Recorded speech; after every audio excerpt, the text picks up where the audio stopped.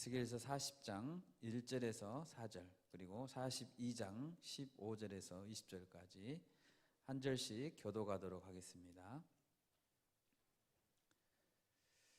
우리가 사로잡힌 지 25째 해, 성이 함락된 후 14째 해, 첫째 달 10째 날에, 곧 그날에 여호와의 권능이 내게 임하여 나를 데리고 이스라엘 땅으로 가시되,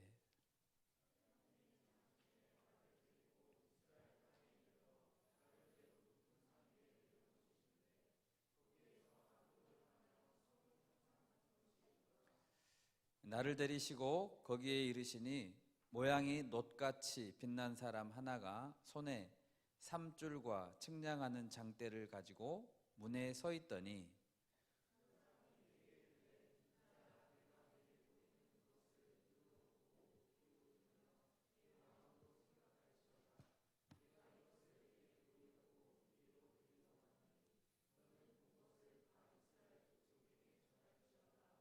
아멘.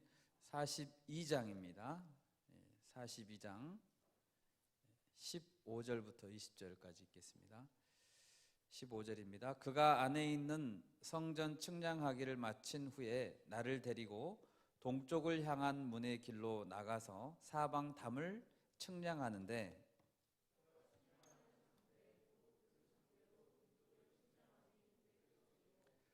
그 장대로 북쪽을 측량하니 500척이요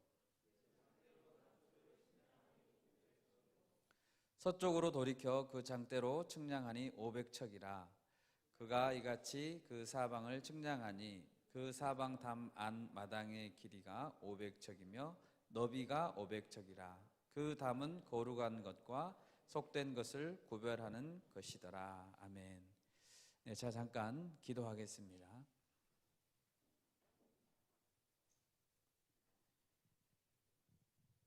살아계신 하나님, 거룩하신 하나님, 이 시간 우리가 하나님의 보좌 앞에 예배하기 위해 나왔습니다. 하나님께서 나온 우리 심령들을 굽여 살펴주시고 우리 온 마음을 들여서 하나님께 예배할 수 있도록 우리 마음을 정돈시켜 주시기를 원합니다. 하나님 아버지, 하나님은 거룩하십니다. 하나님은 늘 우리와 함께 하십니다. 늘 매순간 우리가 이 하나님 앞에 예배자로 살아드리는 저희가 되기를 소원합니다. 이 시간 보좌 위에 앉으신 우리 하나님께서 우리에게 말씀하여 주시옵소서. 우리가 듣게 하여 주시옵소서. 이 시간 드려진 작은 물질이 쓰여지는 곳에 하나님의 거룩하심과 하나님의 통치하심이 드러날 수 있도록 인도하여 주시옵소서. 부족한 종이 말씀을 들고 섰습니다. 하나님께서 거룩하심으로 덮어주시고 오직 하나님의 살아계신 말씀만이 선포될 수 있도록 주여 인도하여 주시옵소서. 예수님의 이름으로 기도합니다. 아멘.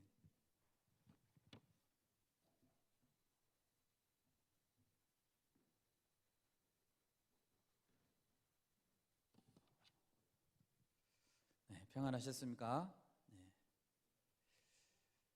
저희가 큐티 하고 있는 매일 성경 본문은 이제 지난주 금요일부터 이번 주 4월 말까지죠.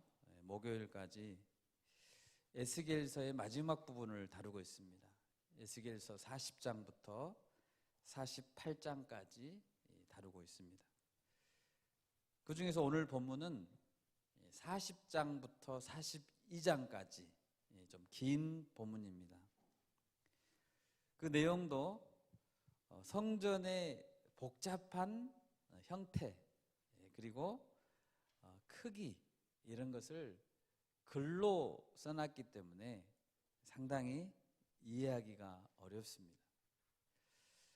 더군다나 그 성전의 길이를 여러 가지 길이를 측정하는 단위가 한 장대, 두 척, 한 척 이렇게 우리가 사용하고 있지 않는 단위로 기록하고 있어서 이해하기가 어렵습니다. 좀 이해를 돕기 위해서는 현대인의 성경, 그런 성경이 있고요. 그리고 유진 피터슨 목사님 쓰신 메시지 성경, 이런 성경들이 몇 센치, 몇 미터 이렇게 기록하고 있어서 훨씬 이해하기가 쉽습니다. 40장 이후에 에스겔서의 대미를 장식하는 이 부분에는 새로운 성전, 그리고 새로운 법, 새로운 땅에 대해서 말하고 있습니다. 이 중에 오늘은 새로운 영원한 성전에 대해서 말씀하고 있습니다. 우리 40장 1절을 한번 보겠습니다. 40장 1절 같이 한번 읽어볼까요? 네, 시작. 우리가 사로잡힌 지 25째 해 성이 함락된 후 14째 해 첫째 달 10째 날에 곧 그 날에 여호와의 권능이 내게 임하여 나를 데리고 이스라엘 땅으로 가시되. 에스겔이 바벨론 포로로 끌려온 지 몇 년 됐습니까? 1절 말씀 보니까 25년이 됐어요. 포로로 끌려온 지 25년이 됐어요. 에스겔보다 먼저 포로로 잡혀왔던 다니엘과 그 일행들의 입장에서 보면 30년 이상 포로 생활을 하고 있는 거예요. 포로 백성으로. 특히 유다 왕국이 완전히 멸망한 지는 14년이 됐다, 이렇게 기록하고 있습니다. 유다 왕국이 멸망당할 때 이스라엘 백성들의 신앙의 심장이라고 부를 수 있는 그들의 공동체의 정체성, 그리고 완전한 뿌리라고 할 수 있는 예루살렘 성전이 불에 타버렸습니다. 왕궁과 모든 집은 말할 것도 없이 다 타버렸습니다. 그리고 에스겔서 10장 이후로 보면 하나님의 영광이 성전을 떠나버렸습니다. 하나님의 영광이 지성소에 있는 그룹에서 떠올라서 성전의 문지방에 이르렀고, 그리고 여호와의 전으로 들어가는 동쪽 문으로 갔다가 성읍에서 떠올라서 동쪽 산으로 떠나버렸다라고 기록하고 있습니다. 여러분, 왜 하나님의 영광이 떠났을까요? 그것은 이스라엘 백성들의 극심한 죄악 때문이었습니다. 죄와 하나님은 공존할 수 없습니다. 성전은 불에 타버렸고 하나님도 성전을 떠났습니다. 이스라엘 백성, 포로 백성 청년들에게 이제 남은 것은 아무것도 없는 것 같습니다. 우상의 나라 바벨론 제국, 그 우상들은 거대한 현실로 눈앞에 버티고 있고 자신들은 여호와 하나님이 떠나버린 채로 절망 가운데 있습니다. 여러분, 어떻게 회복을 이야기할 수 있을까요? 도대체 그들에게 회복의 가능성은 있을까요? 여러분, 그러나 우리 하나님은 어떤 분이십니까? 무에서 유를 창조하신 창조주 하나님이신 줄 믿습니다. 아멘. 하나님은 전능하신 하나님이십니다. 하나님은 선하신 우리의 아버지 되십니다. 범죄한 나라요, 허물진 백성, 하지만 그 자녀들을 징계하시고 깨닫게 하신 후에는 아버지 하나님 우리를 회복시켜 주십니다. 아멘. 오늘 말씀을 통해서 절망의 시대 가운데 처한 그 백성에게 어떻게 회복을 약속하시는지, 우리도 희망을 보고 내 인생을 향한 하나님의 뜻을 우리 모두 발견할 수 있기를 바랍니다. 아멘. 첫 번째로 하나님은 자기 백성들을 회복하실 때 오늘 보니까 성전에 관한 비전을 통해 회복하셨습니다. 1절과 2절을 한번 보십시오. 40장 1절 2절. 에스겔이 포로로 온 후에 25년째 되는 해에 여호와의 권능이 그에게 임했습니다. 그리고 그를 데리고 이스라엘 땅으로 갔습니다. 환상 중에 이스라엘 땅으로 간 거예요. 하나님은 이상 중에 환상 중에 이스라엘 땅 아주 높은 산 위에 그를 내려놓았습니다. 산 위에서 남쪽을 향해 이렇게 보니까 성읍과 비슷한 건축물들이 보였습니다. 여러분 2절에서 시작할 때 하나님의 이상 중에 이렇게 기록되어 있죠. 하나님의 이상 중에, 영어로 in visions of God 이렇게 되어 있습니다. 하나님의 이상 중에. 하나님께서 에스겔에게 비전을 주셨습니다. 오늘 우리의 워십 이름이 뭐라고요? 비전스 워십이잖아요. 오늘 오신 분들도 하나님의 비전을 볼 수 있기를 바랍니다. 아멘. 그러면 그 비전은 무엇에 관한 것이었습니까? 그것은 하나님의 성전에 관한 것이었습니다. 여러분 에스겔이 성전이라는 단어가 나오면은 마음이 어떨까요? 성전. 예루살렘 성전이 생각나고 너무 가슴이 아팠을 것 같아요. 성전 원래 다윗과 솔로몬 왕이 또 그 당시 백성이 정성껏 바친 헌금으로 세웠던 아름다운 성전이었습니다. 백성들이 말씀을 듣고 예배하고 음식을 나누고 교제했던 아름다운 성전. 노래하는 자들의 찬양 소리가 끊이지 않고 먼 나라에 살던 동족들도 1년에 몇 번씩 와서 같이 경배했던 마음의 고향 같은 곳이었죠. 그런데 그 성전이 바벨론 군대 앞에 무참히 짓밟히고 불에 타 녹아버렸습니다. 에스겔은 가문이 제사장 가문이었다고 했습니다. 제사장 아들로서 그 성전을 얼마나 많이 이렇게 가봤을까요?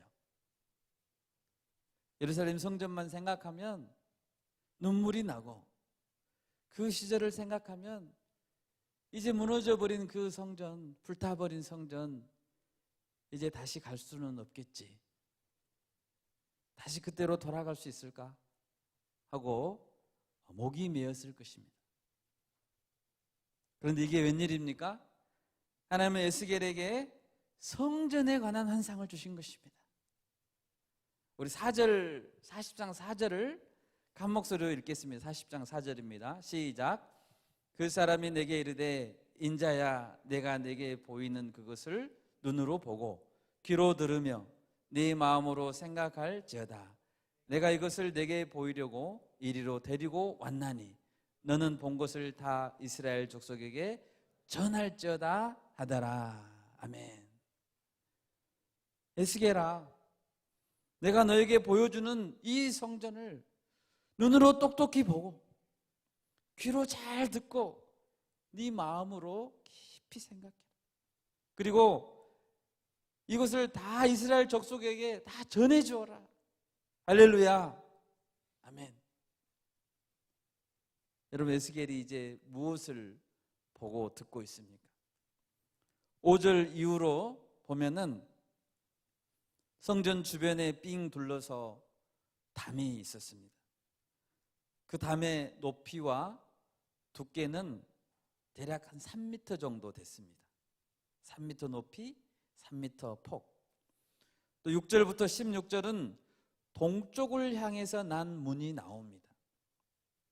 그리고 17절에는 성전의 바깥들, 이어서 종려나무, 번제물을 씻는 방, 그리고 총 8개의 제물을 잡는 상, 번제물용 상, 노래하는 자들의 방, 성전을 지키는 제사장들이 쓰는 전용 방, 제단을 지키는 제사장들이 쓰는 전용 방, 이렇게 등등 자세하게 보여주시고 각각의 정확한 치수와 모양과 용도를 설명해 주었습니다. 41장에서는 성소와 지성소, 그리고 그에 따른 골방들에 대해서 자세히 설명해 주셨습니다. 여러분, 이 성전의 전체적인 모양을 PPT 한 장을 띄워주시기 바랍니다. PPT 한 장 띄워주시면 잠깐 보겠습니다. 네, 보이시죠? 시계라고 생각했을 때 한 3시 쪽에 보면 북쪽을 향한 문이 있죠. 북쪽을 향한 문. 그리고 아래쪽에 동쪽을 향한 문. 성전의 문은 동쪽을 향해 있습니다. 그리고 왼쪽에 보면 남쪽을 향한 문, 그리고 가운데에 성소와 지성소가 있습니다. 그리고 성소와 지성소 주변에 안뜰이 있고요. 안뜰에는 다시 안뜰 북문, 안뜰 동문, 안뜰 남문이 있습니다. 맨 가에 담이 있고요. 맨 가에 바깥을 삥 둘러서 약 30개의 방이 있습니다. 그래서 성소와 지성소 옆에도 제사장들이 쓰는 방이 있습니다. 이것에 대해서 자세하게 하나님이 설명해 주셨습니다. PPT는 됐습니다. 여러분, 이 성전의 구석구석을 보고 그 말씀을 들으며 에스겔은 어떤 마음이 들었을까요? 성전의 의미를 잘 알고 있었던 에스겔의 마음은 새로운 성전에 대한 희망의 가슴이 벅차올랐을 것입니다. 여러분, 성전이란 어떤 것입니까? 원래 성전은 성막이라는 데서부터 시작했습니다. 성막은 말 그대로 거룩한 막이죠. 텐트죠. 이동용 막사, 이동용 텐트 같은 것입니다. 맨 처음 성막을 만들었을 때는 하나님께서 노예 백성이었던 이스라엘 백성들을 애굽 땅에서 구원해 주셨을 때였습니다. 하나님은 출애굽한 이후에 성막을 만들어라 라고 명령했습니다. 하나님은 그리고 아주 구체적으로 성막의 재료, 성막의 구조, 모양, 모든 것을 직접 설계하셨습니다. 여러분, 성막의 설계자는 누구시라고요? 하나님이세요. 직접 설계하시고 그대로 만들도록 지시하셨습니다. 그래서 성막을 만들려면 철저한 순종이 전제되어야 했습니다. 레위기 26장에서 이런 말씀이 있습니다. 이제 출애굽한 백성들에게 이렇게 말씀하셨죠. 내가 내 성막을 너희 중에 세우리니 내 마음이 너희를 싫어하지 아니할 것이며 나는 너희 중에 행하여 너희의 하나님이 되고 너희는 내 백성이 될 것이니라 라고 하셨습니다. 그때부터 하나님은 성막을 통해 백성들과 만나 주셨습니다.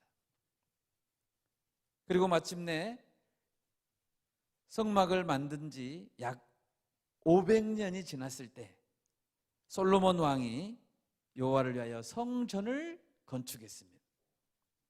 이로써 성막은 성전으로 대치됐죠.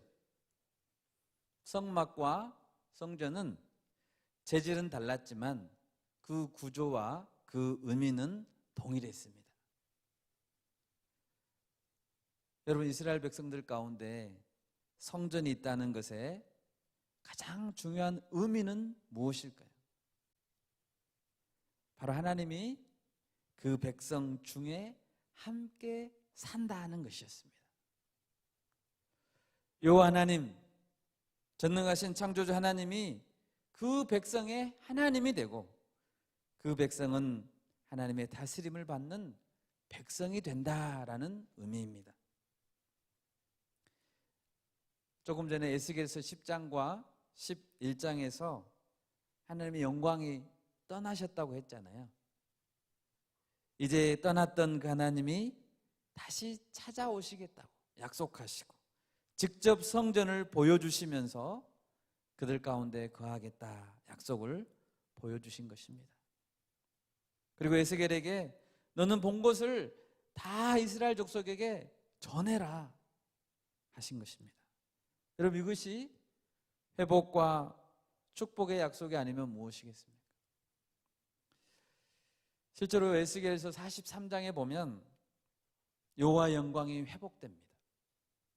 그리고 그 영광이 나갔던 그 동쪽 문을 통해서 다시 동문을 통해서 영광이 들어오고 여호와의 영광이 그 성전에 가득하게 되었다라고 기록하고 있습니다. 여러분, 여기에서 제가 모세의 이야기를 잠깐 하겠습니다. 우리가 잘 알다시피 모세는 이집트 왕자였습니다. 그런데 자기 동족을 함부로 대하는 애굽 사람을 죽였습니다. 그리고 그 일이 들통나자 멀리 도망하는 도망자가 됐습니다. 몇 년 동안 도망자가 됐냐면 40년 동안 도망자가 됐습니다. 40년간 미디안 광야에서 양들을 치면서 목자 생활을 하다가 하루는 호렙산이라는 산에 이르렀습니다. 그곳에서 이상한 한 나무를 보게 됩니다. 그 나무에는 불이 붙었는데 나무가 타지 않는 거예요. 불이 붙었는데 사라지지 않는 거예요. 그래서 가까이 가서 보려고 다가갈 때 음성이 들렸습니다. 하나님의 음성입니다. 모세야, 모세야, 이리로 가까이 오지 말라. 내가 선 곳은 거룩한 땅이니 내 발에 신을 벗으라. 그리고 신을 벗은 모세에게 사명을 주셨습니다. 내 백성을 향해 나아가서 그들을 구원하라. 느닷없는 이 사명에 모세는 당황했겠죠. 그리고 두 가지 질문을 합니다. 여러분, 우리도 똑같은 두 가지 질문을 하나님께 해야 합니다. 첫 번째 질문은 이것입니다. 내가 누구이기에 그들에게 간다는 말입니까? 내가 누구입니까? 라는 질문입니다. 모세는 40년간 광야 생활하면서 바로에 대한 증오도 회복에 대한 소망도 다 사라져 버렸습니다. 도대체 나는 누구란 말입니까? 이 질문에 하나님은 놀랍게도 내가 너와 함께하리라 라는 말씀만 하십니다. 너는 누구다란 말 안 하시고요, 내가 너와 함께하리라 하십니다. 하나님의 말씀에 의하면 모세는 한마디로 어떤 사람입니까? 여호와 하나님이 함께하는 자입니다. 그것이 모세의 정체성이고 그의 신분이고 그의 존재의 의미이고 모세가 회복할 수 있는 근거였습니다. 모세는 두 번째 질문을 합니다. 그러면 당신은 누구십니까? 이때 하나님은 말씀하셨죠. 나는 스스로 있는 자니라. I am who I am. 하나님은 영원히 I am이십니다. 영원히 현재 시제를 살고 계신 분이십니다. 어제나 오늘이나 내일이나 영원히 동일하십니다. 아까 우리 찬양 나왔을 때 너무 감사했습니다. 아브라함과 이삭과 야곱의 조상들의 하나님이시고 모세는 40년간 도망자고 버림받았다고 생각했는데 40년간 모세를 떠나지 않으셨고 영원히 자기 백성과 함께 하실 분이라는 것입니다. 여러분 믿으십니까? 아멘. 여러분 우리는 누구입니까? 나는 누구입니까? 하나님이 함께 해주시는 자입니다. 여러분 이 시간 진지하게 자신에게 물어봅시다. 우리 교회 공동체 안에 각각 개인의 삶에 하나님이 거하고 계십니까? 하나님의 영광이 충만하십니까? 하나님이 떠나버린 개인, 하나님의 영이 떠나버린 공동체가 하나님의 백성이라고 할 수 있을까요? 여러분 하나님이 거하신다라는 말은 그분이 단지 옆에 앉아서 눈물을 닦아주며 있는다는 것이 아닙니다. 그분은 왕이십니다. 그분은 나와 우리의 창조자 하나님이십니다. 우리는 진정으로 그분 앞에 무릎을 꿇고 엎드려 경배해야 되는 자들입니다. 그랬을 때 나의 왕좌에 그분이 앉으시고 왕권과 주권을 가지고 나를 다스려 주실 줄 믿습니다. 우리는 기도합니다. 주님, 저의 믿음을 회복시켜 주십시오. 저는 연약합니다.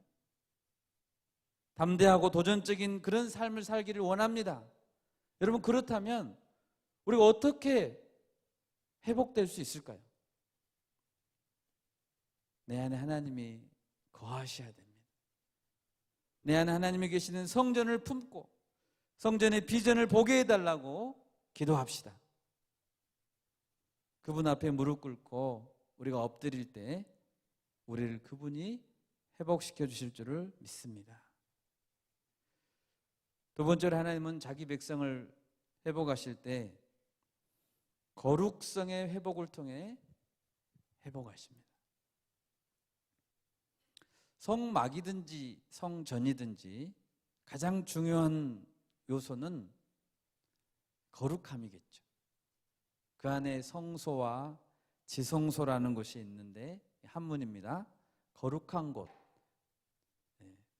지극히 거룩한 곳, 가장 거룩한 곳, 영어로 most holy place죠. 지성소.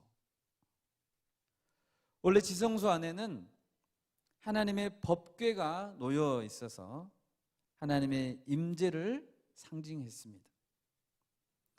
성전의 키워드 두 개를 고르라면 하나님의 임재, 우리 함께 하심 임재, 그리고 거룩함입니다. 그런데 이 두 가지 키워드는 서로 연결되어 있습니다. 하나님의 임재가 곧 거룩입니다. 41장 28절에 보면 널빤자에는 그룹들과 종려나무를 새겼다. 41장 25절에도 성전 문에 그룹과 종려나무를 새겼다 했습니다. 성전의 곳곳에 그룹 그리고 종려나무가 새겨져 있었습니다. 여기서 그룹이라는 것은 신성한 천사와 같은 영적 존재입니다. 성경의 그룹은 창세기 3장에 처음 등장하죠. 하나님이 아담과 하와를 쫓아내시고 에덴 동산 동쪽에 그룹들과 두루 도는 불칼을 두어 생명나무의 길을 지키게 하셨다라고 기록합니다. 그룹은 거룩한 것을 의미합니다. 또 42장 13, 14절을 보면 제사장들을 위한 방을 소개할 때 이 방들은 거룩한 방이라고 되어 있습니다. 여호와를 가까이 하는 제사장들이 지성물을 거기서 먹을 것이다. 또 제사장의 의복은 거룩하다. 이렇게 기록하고 있습니다. 다 같이 42장 20절 한번 읽어보겠습니다.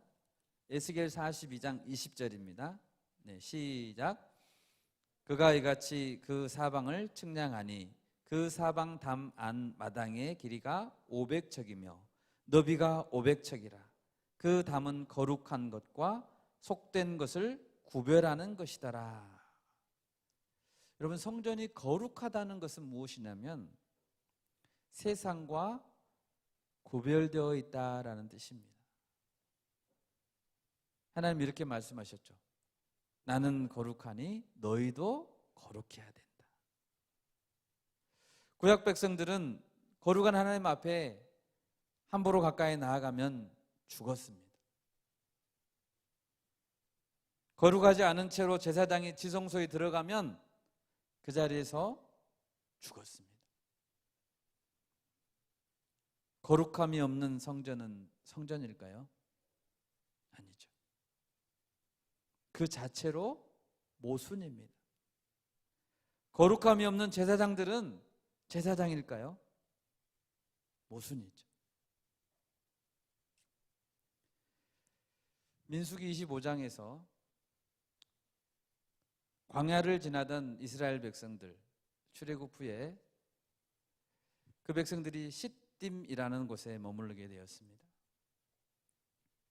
그런데 거기서 이스라엘 백성들이 이방 여인, 모압 여인들과 음행하기를 시작했습니다. 모압 여인들은 자기들 신에게 제사를 드릴 때 이스라엘 백성들을 초청했습니다.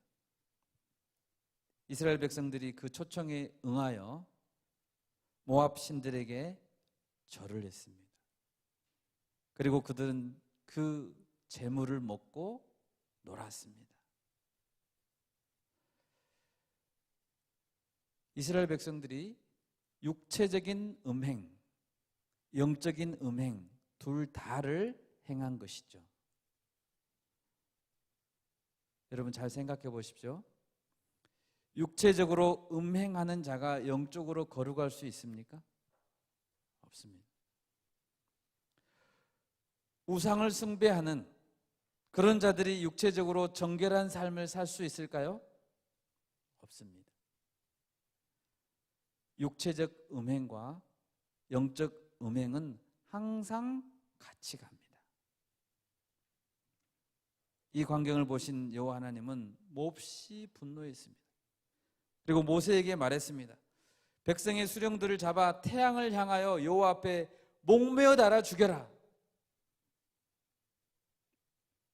바알 신에게 절한 자들을 모조리 죽이라고 명령했습니다. 그런데 이때 온 회중이 회막문에서 슬퍼 울고 있는 이때에 어떤 이스라엘 남자가 미디안 여인을 데리고 백성들이 보는 앞에서 자기 천막 안으로 들어갔습니다.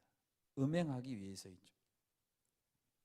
이때 제사장 중 한 명이었던 비느하스, 여러분 이름을 기억하시기 바랍니다. 비느하스가 벌떡 일어나 창을 들고 그 사람을 뒤쫓아가 천막 안으로 뛰어들었습니다.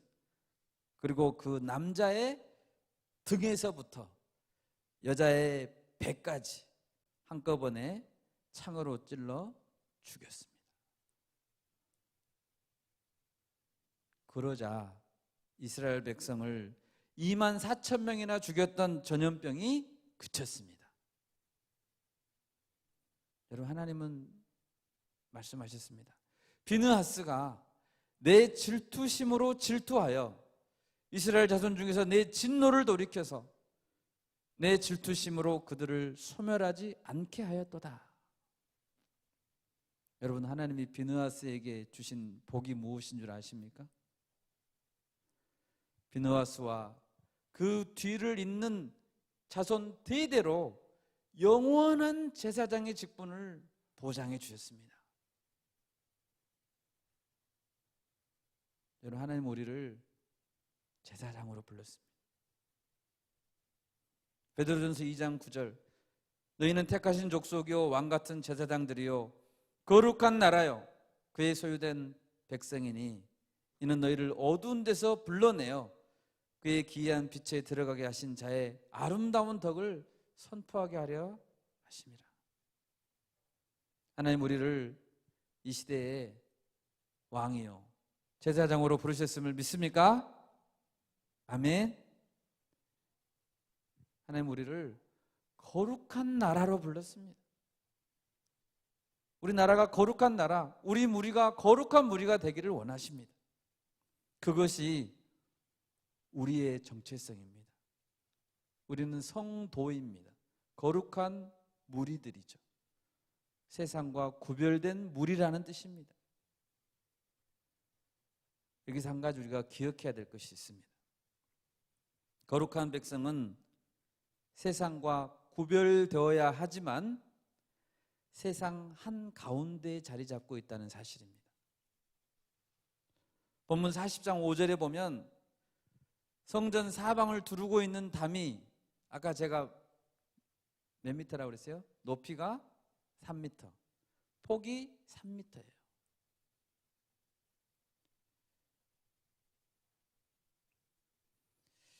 그렇게 높지 않는 담이죠. 3미터면요.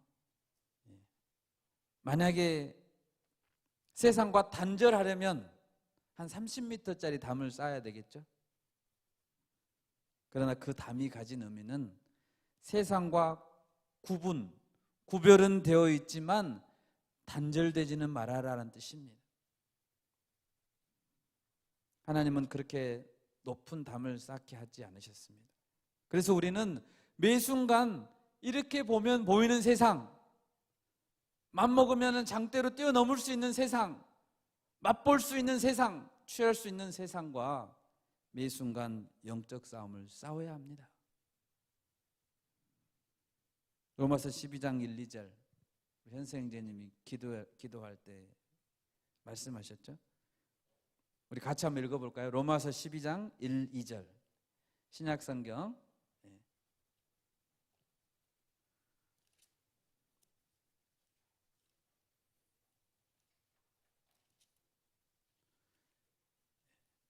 로마서 12장 1, 2절 같은 목소리 읽겠습니다. 시작.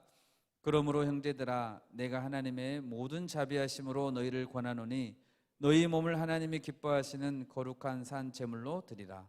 이는 너희가 드릴 영적 예배니라. 너희는 이 세대를 본받지 말고 오직 마음을 새롭게 함으로 변화를 받아 하나님의 선하시고 기뻐하시고 온전하신 뜻이 무엇인지 분별하도록 하라. 아멘. 영적 예배가 뭐라고요? 몸을 제물로 드리는 것입니다. 내 몸을 제물로 드리는데 그것이 영적 예배라는 것입니다. 여러분, 오늘 본문에서도 성전과 제사장의 거룩성을 강조했습니다. 비느하스가 하나님의 거룩하심을 드러내자 하나님의 진노가 멈췄습니다. 육적으로 타락한 이 시대, 무너져가는 한국교회 공동체가 회복하려면 어떻게 해야 될까요?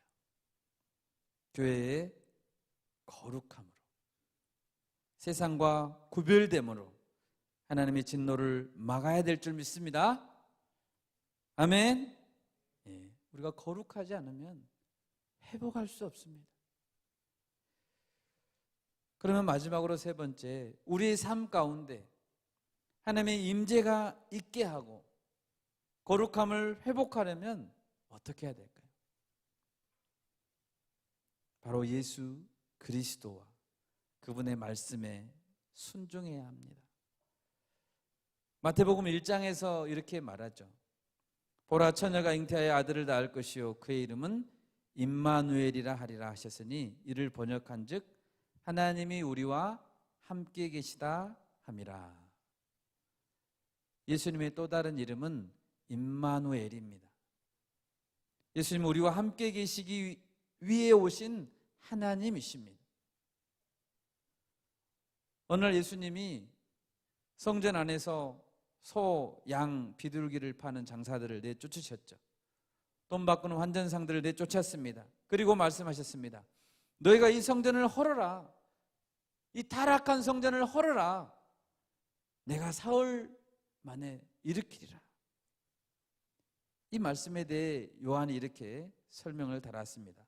예수는 성전된 자기 육체를 가리켜 말씀하신 것이다. 성전 안에는 지성소가 있고 언약궤가 있다고 했죠. 언약궤 안에는 무엇이 있습니까? 두 돌판이 있습니다. 그것은 하나님께서 직접 계명을 쓰신 돌판입니다. 모세가 만든 돌판이 아니고요, 하나님이 직접 쓰신 돌판이에요. 그 기록된 말씀, 그 말씀이 곧 예수 그리스도입니다. 뿐만 아니라 성전의 모든 구조물, 도구, 제사는 예수님의 존재와 인격과 사역을 의미하고 있습니다. 성전은 곧 예수 그리스도십니다. 그리고 예수님이 승천하시고 떠나실 때 우리에게 보내주신 분이 성령 하나님이시죠. 고린도전서 3장 16절입니다. 너희는 너희가 하나님의 성전인 것과 하나님의 성령이 너희 안에 계시는 것을 알지 못하느냐. 성령 하나님 우리 안에 계시면 우리가 성전인 것입니다. 하나님은 예수 그리스도를 통해 성령을 주셨고 그분이 우리 안에 거하시고 우리가 곧 성전입니다. 우리가 매일 읽는 이 성경을 통틀어서 하나님이 인간과 언약을 맺고자 하시는데, 그렇죠? 구약, 신약, 약속이죠.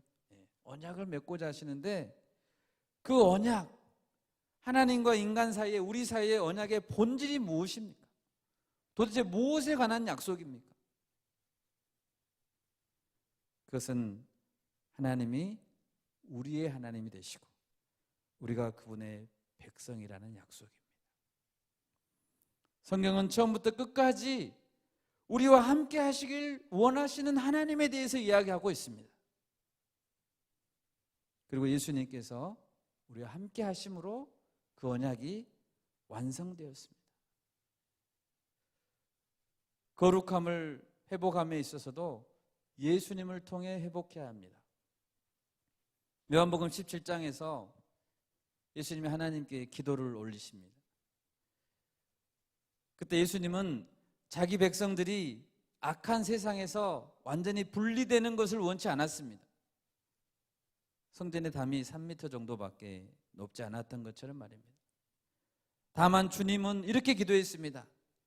저들이 악에 빠지지 않게 해주십시오.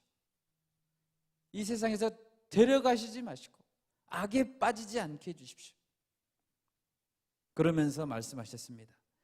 그들을 진리로 거룩하게 하옵소서. 아버지의 말씀은 진리니이다. 여러분, 아버지의 말씀, 여호와의 율법은 완전하여 영혼을 소성시킨다 라고 했습니다. 우리를 소성시키는 것, 우리를 회복시키는 것은 오직 기록된 말씀입니다. 오직 성경입니다. 모든 성경은 하나님의 감동으로 된 것으로 교훈과 책망과 바르게 함과 의로 교육하기에 유익하니 성경의 진리 안에서 우리가 온전히 회복될 수 있는 줄 믿습니다. 이제 말씀을 마치고자 합니다. 하나님은 창세 전에 그리스도 안에서 우리를 택하시고 우리와 함께 있기를 원하셨습니다. 구약에서는 성소와 성전에서 함께 해주셨고 임마누엘 예수 그리스도를 통해서 그 함께 하심이 이제 절정을 이루었습니다. 우리 요즘 청년들, 대학생들 코로나 때문에 생활의 리듬이 많이 깨졌죠. 리듬이 깨지고 덩달아서 영적 생활도 침체된 분이 많다고 들었습니다. 우리가 굉장히 지금 취약한 것 같아요. 영적으로 아픈 것 같아요. 어떻게 하면 우리가 회복되고 어려움을 극복할 수 있을까요? 삼위일체 하나님이 우리의 삶 가운데 계시고 우리가 그 다스리심에 복종할 때, 엎드리며 나아갈 때 회복되고 그곳이 곧 천국인 줄 믿습니다. 아멘. 세상과 구별되어 거룩함으로 나와 공동체가 승부할 때 제사장의 사명도 능히 감당하게 될 줄 믿습니다. 이 말씀 기억하시면서 이 한 주도 승리할 수 있기를 바랍니다. 아멘.